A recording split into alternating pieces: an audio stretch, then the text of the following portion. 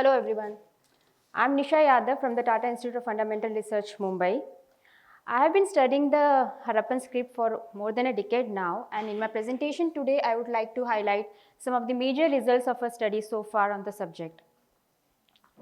Now before I begin my presentation, I would like to thank Professor Michel Denino and Professor Prabhakar for giving me an opportunity to present our work on the Harappan script in this international colloquium. Though most of the Indus writing appears on these kind of square and rectangular seals and ceilings, which are shown on the top left of the slide, we do find evidence of writing on other types of inscribed objects, which include the miniature tablets, which account for about 10% of the Indus writing, the copper tablets, which account for another 5%, and they have a style of their own. Now, instead of finding the writing and the animal motif on the same side on the copper tablets, we have the writing on one side and the animal and the feeding trough on the other side. We do find evidence of writing on other types of inscribed objects, which include small drinking cups, pottery shards, the ivory sticks, bangles, clay tags from Lothal, and so on. There are two evidence of writing on a larger surface, one both from the site of Dholavira, that is the famous signboard of Dholavira, and another a stone slab. So on the signboard we have 10 Indus signs of about 35 centimeter, and but it is just like a magnified version of the rectangular bar seal. Instead of finding large writing, we find 10 Indus signs in the magnified form. So this presence of writing on these various different kinds of objects does suggest that writing may have served different function in a variety of contexts. So though we have been concentrating on the various aspects of the script often doesn't appear in isolation. On the inscribed surfaces, it is often associated with other interesting components which are listed and studied by us in more detail in an earlier one of our earlier papers. So here there are the various components of Indus seals, script, animal motif, and manger or the feeding trough are the dominating components of the Indus seals. We do find evidence of other interesting components such as the narrative scenes, mythical figures, composite animals, multi-headed animals, etc. depicted on these inscribed surfaces. We also find examples of geometric and abstract designs on the surfaces. So even though the individual contribution of these later components is not much, it is these components that provide us a glimpse into the lives and ideology of Indus people. So a framework to understand the Indus script is shown over here. Though we have been concentrating on the structural studies of the Indus script, which is the central portion of the which are highlighted in the central portion of the slide, we need to keep into take into consideration various contextual aspects if we are trying to understand the Indus script in totality. So the contextual aspects can be defined by various parameters such as the site of occurrence, the object type, what is the medium of writing on which the script is occurring, the relation of the Indus signs with the various motifs which are present on the surface of these inscribed objects can also provide another interesting window to look at this problem. Now, there are other issues such as the stratigraphy of the object. I mean, at what level this object was found. We can look at the various at what location exactly, for example, in a house, at what place it was found at a site, and similarly there are issues such as how the writing evolved over a period of time. So all these issues actually provide certain us more to think about, and they define the context of the Indus writing, and which in order to interpret any make any interpretation, we have to keep these issues in mind so that it fits the picture. So the main focus of our study has been to find out what did they write. Of course, we do not have a clear answer to this question yet, but we can look at what role writing played in the lives of ancient people. So writing allowed literate elites to store records, keep a track of time, to facilitate communication over short and long distances, and even at times to express superiority and power. So, for example, the Mesopotamian,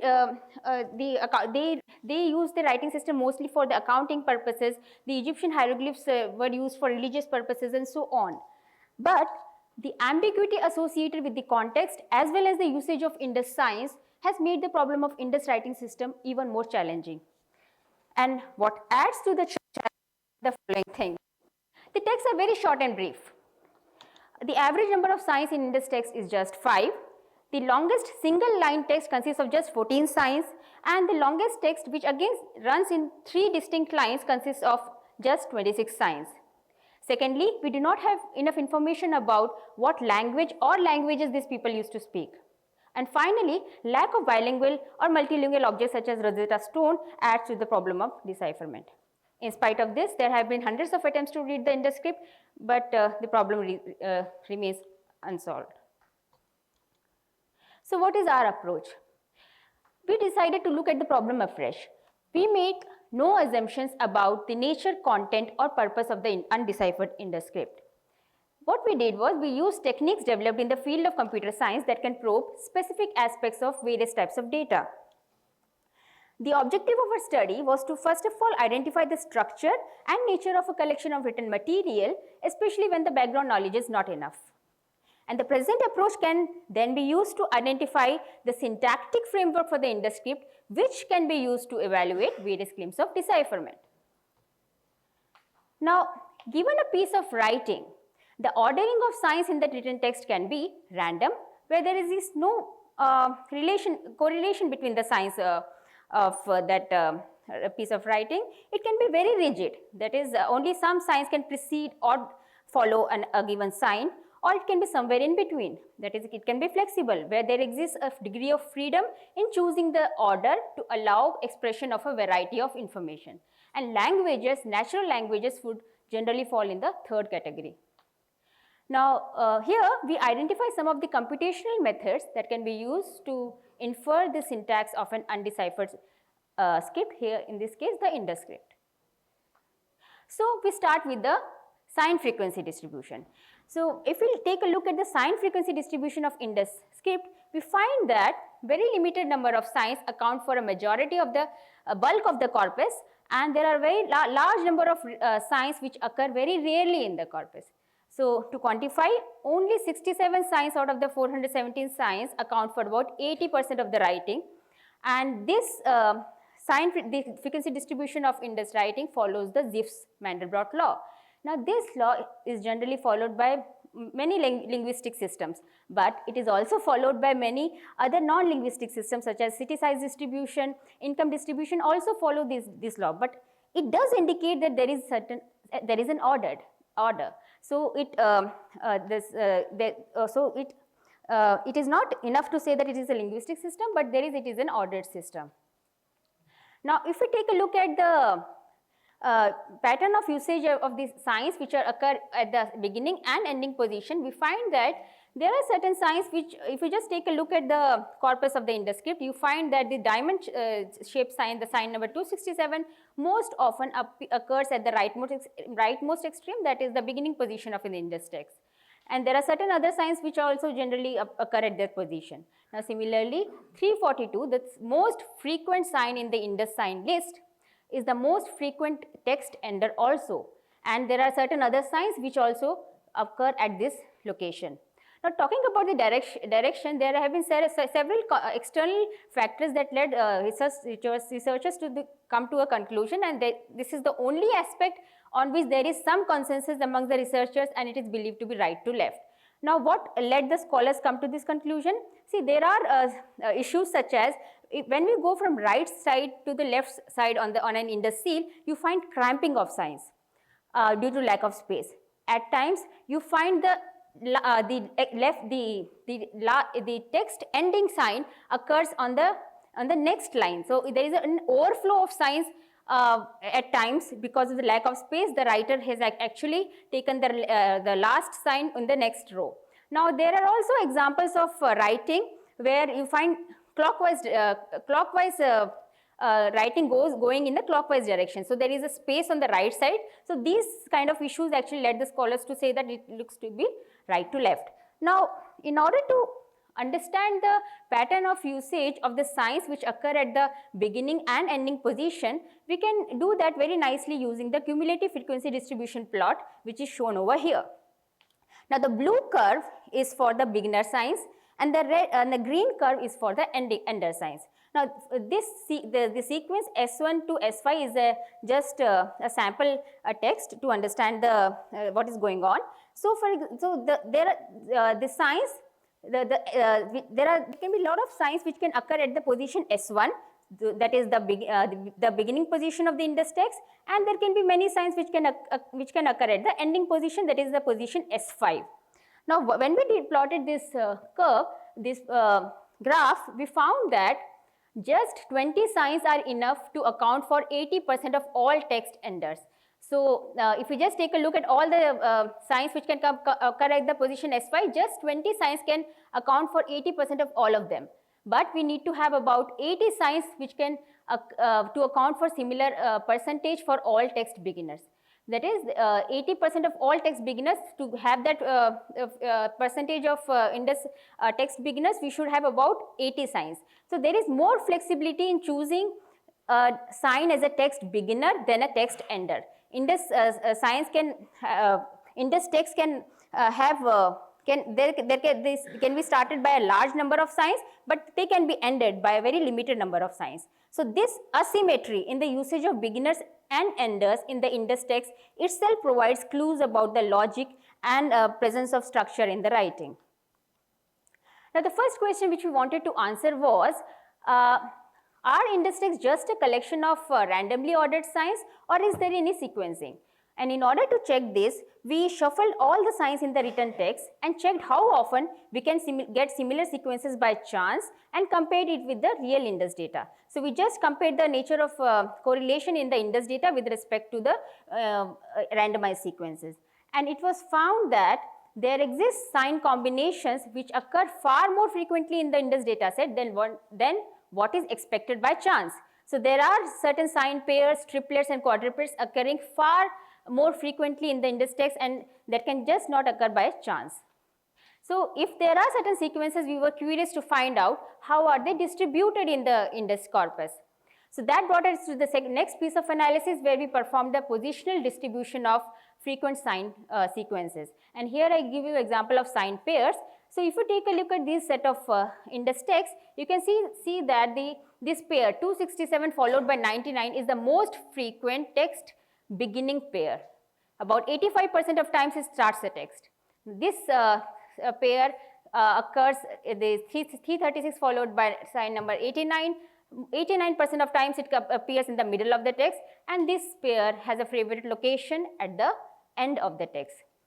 Now, this trend was not only true for the sign pairs, even sign triplets and sign quadruplets seem to follow this trend. Now, in order to see if we can segment the longer index text into smaller units, we also devised a segmentation scheme. Now, index text can be segmented into smaller units by a variety of methods.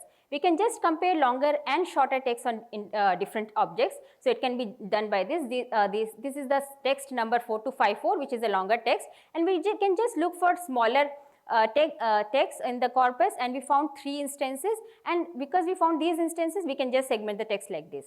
This text segmentation can also be performed by using frequent sign sequences, by using adjacent sign pair frequencies to find weaker and stronger junctions between in the text, and so on. So, when we performed this segmentation analysis, we found that it is possible to segment about 88% of the index text of size greater than 5 into smaller segments.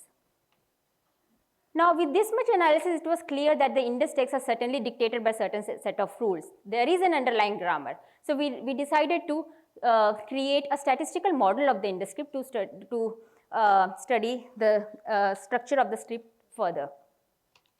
Now, research in machine learning and data mining has led to new techniques for developing statistical model of sequences. Now, these models are not sensitive to the semantic content of the sequences, but they do reveal the syntax, if any, that the sequences follow. And hence these models are used for the study of the structure of sentences, the structure of words. They can also be used to study protein sequences, DNA sequences, music, and so on. These models can be also used for pattern recognition and pattern completion. And we created an n-gram model of the INDUS script. So, to be very specific, the BIGRAM model, I'll give you an example over here, but we did study n-gram models going from 3 to 5 also. So, this is an example of the BIGRAM model of the INDUS script. What is S? S is the number of states, and here the total number of signs. There are 417 signs, so the state space is made up of 417. There is a transition matrix, that is what sign can follow another sign. So each element of this matrix over here gives the probability, with what probability this sign will follow this sign, this follow with this sign, and so on. So, and there is another initial state probability vector, there is another parameter of the model. So, once we have this, we can actually do several interesting things. Now, we can use this statistical model to establish, first of all, that there is an underlying order in the writing. We can check our initial observations. They should be consistent with this model. We can use it to fill in or damaged or illegible INDUS text. We can use we can study variation in writing coming from different sites or regions, and we can also use it to generate INDUS-like text. So I'll just give you a few examples. So this is the BIGRAM matrix of the INDUS script. So there are clear affinities between signs. So certain sign correlations are shown by bright white dot in this matrix, which is not very clear here, but there are certain correlations which are present in the script. It is just certainly not a random piece of information.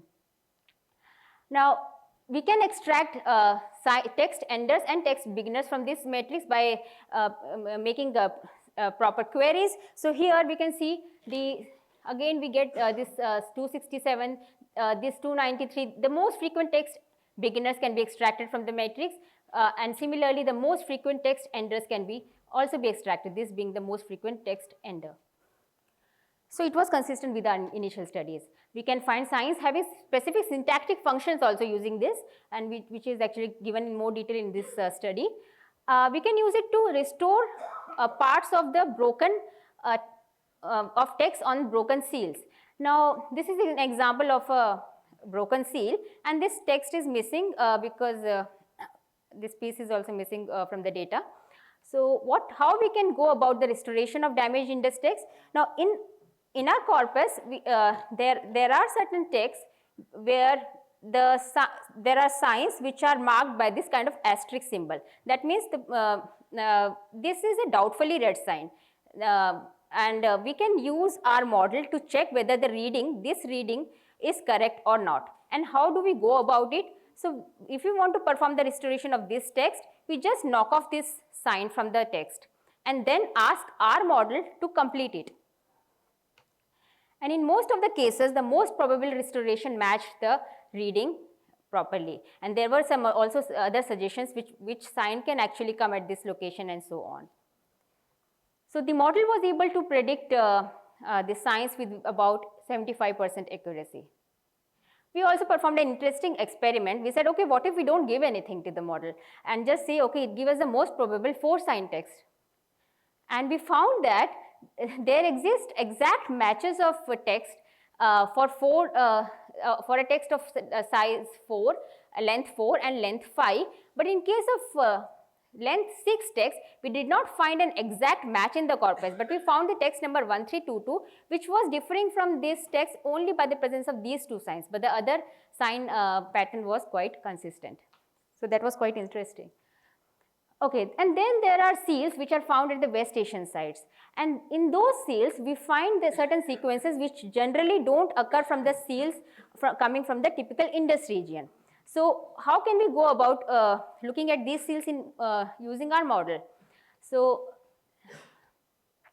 we can actually perform likelihood studies, that we have a learned model and we can actually see how can we check the how likely are those texts to be generated to come from our model or to be generated by using our model. So this is a typical INDUS text. The likelihood value is given over here. This is an altered text. The likelihood falls to 0. The learned model will not be able to give this text. Now, for the West Asian seal, the likelihood actually dropped to a further lower value. So we said that West Asian seal text is approximately 100,000 times unlikely to be generated by the learned model of the INDUS area text. And certainly it indicated that the INDUS script was used to write some West Asian content. Now we also performed the comparison of sign usage across sites and object types. Now I would just like to quickly highlight these two results. So here see the sign usage fluctuates across the sites, and how can we use this computational models to compare the sign usage pattern across sites. So we can use distance analysis to do that, and it was found that sign usage pattern was found to be closer in Mohenjo-daro and Lothal. Similarly, it was found to be closer in Harappa and Kalibangan. Harappa is also closer to Kalibangan, and Lothal is also closer to Mohenjo-daro. So that was also very interesting. West Asian sites, on the other hand, they stand apart, which was consistent with our earlier observation. Similarly, if we look at the medium of writing, we found that seal and miniature tablets seem to have affinity to each other.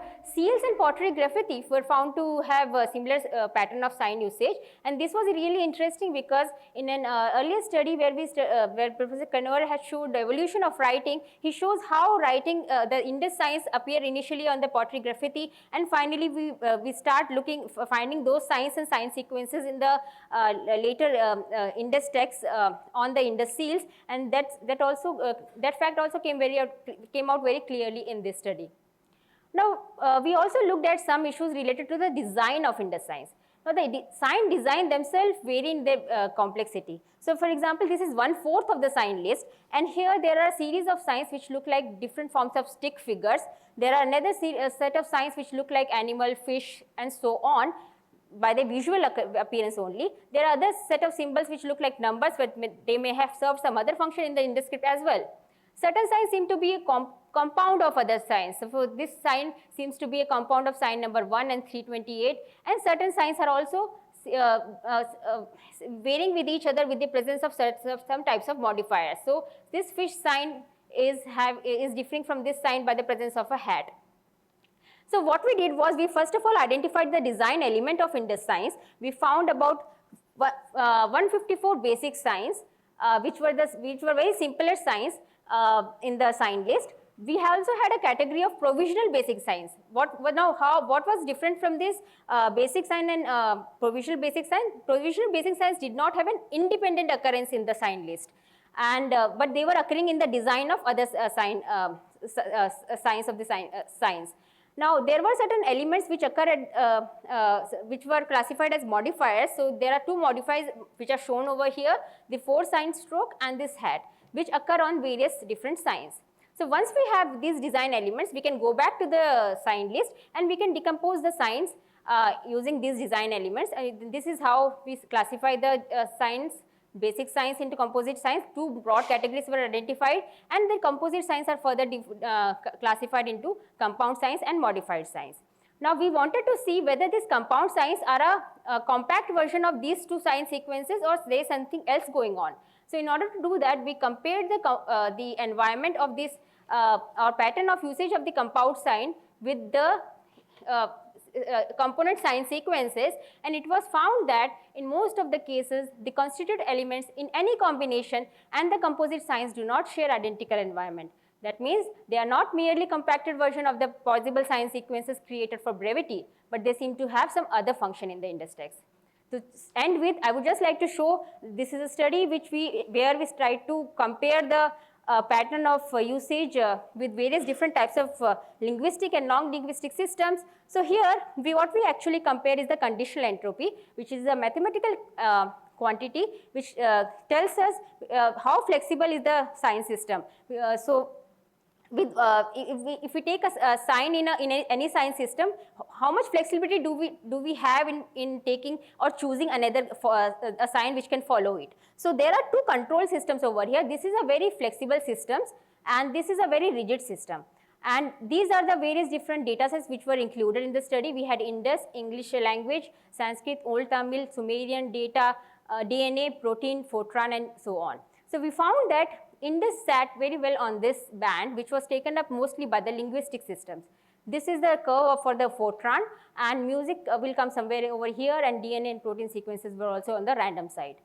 So this increases the evidence in the favor of linguistic hypothesis. So in conclusion, this is how I would like to summarize. The script has a rich syntax with an underlying logic in its structure. There is a significant asymmetry in the usage of text beginners and text enders. Machine learning techniques enable us to identify syntactically valid writing and restore damaged INDUS text. The difference in the usage of pattern of INDUS signs on INDUS seals excavated from various sites, West Asian sites, suggests that the script may have been used for writing West Asian content. The flexibility of sign usage in INDUS text falls within the range of linguistic systems. The design of INDUS signs are intricate, and sign compounding seem to add value to the basic sign rather than save writing space. The text can be optimally subdivided into 9 distinct clusters using unsupervised machine learning technique. I could not show this result because of want of time. And the results do provide significant constraints to any model of decipherment and can be used to evaluate the same. Thank you very much.